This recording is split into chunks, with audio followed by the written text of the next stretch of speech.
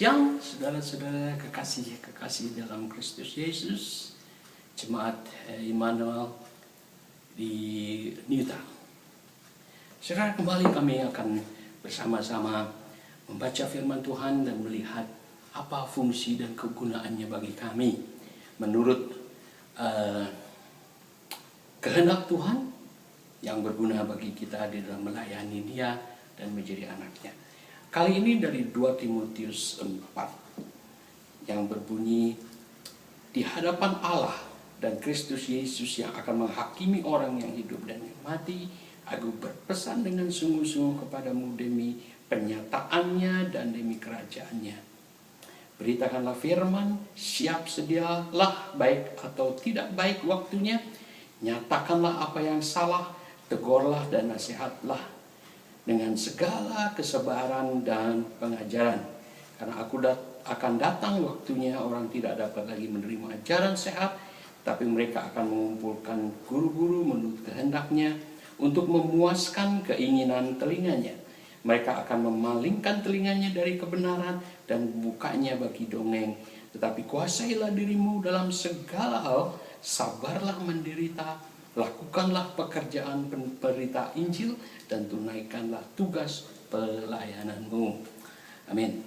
Di sini kembali kami diingatkan bahwa di hadapan Allah dan Kristus Yesus yang akan menghakimi kita, baik yang hidup ataupun yang mati, kita sama-sama harus mempertanggungjawabkan apa yang telah kita lakukan dalam hidup ini untuk kemuliaan dan kebesaran nama Tuhan.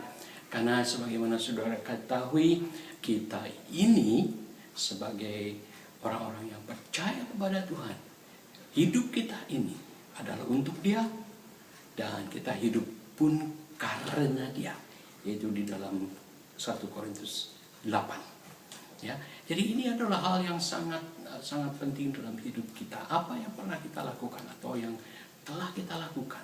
Karena kita telah diberi karunia khusus oleh Tuhan kita Yesus Kristus Juru Selamat kita, dengan memberikan kepada kita Roh Kudus-Nya.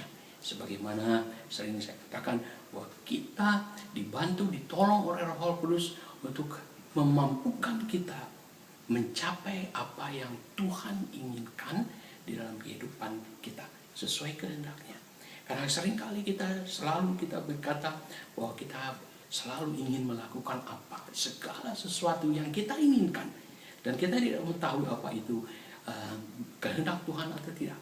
Dan ini harus kita kontrol. Ya, inilah karena tanpa pimpinan kuasa Roh Kudus kita tidak akan mungkin mencapai apa yang Tuhan kehendaki dari kebenarannya ini. Sehingga dikatakan bahwa kita baik yang hidup dan yang mati bertanggung jawab penuh, karena kita akan sama-sama masuk dan mengikuti tahta pengadilannya. Ya, jadi kita akan diadili atau dihakimi. Oleh sebab itu, baik saudara yang masih hidup dan saudara yang sudah mati, saudara-saudara kami mungkin atau kawan-kawan kami tetap ada di dalam pengadilannya, sehingga kami harus mempertanggungjawabkannya. Sehingga dikatakan kita sebagai pelayan-pelayan Tuhan, kita sudah diberi karunia-karunia khusus yang mana Roh Kudus sendiri yang telah menentukan kita karunia-karunia apa yang telah ditentukan bagi kita. Saudara tahu banyak sekali karunia kalau kita baca dalam 1 Korintus 12, di situ karunia-karunia khusus itu lengkap buat kita semua. Jadi kita harus sadar, dan untuk itu kuasailah diri kita, ya.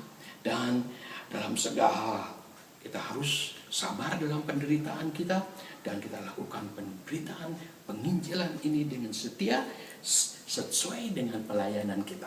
Karena Tuhan akan memberkati pelayanan kita, karena Roh Kudus sendiri yang akan memimpin kita. Amin. Tuhan memberkati.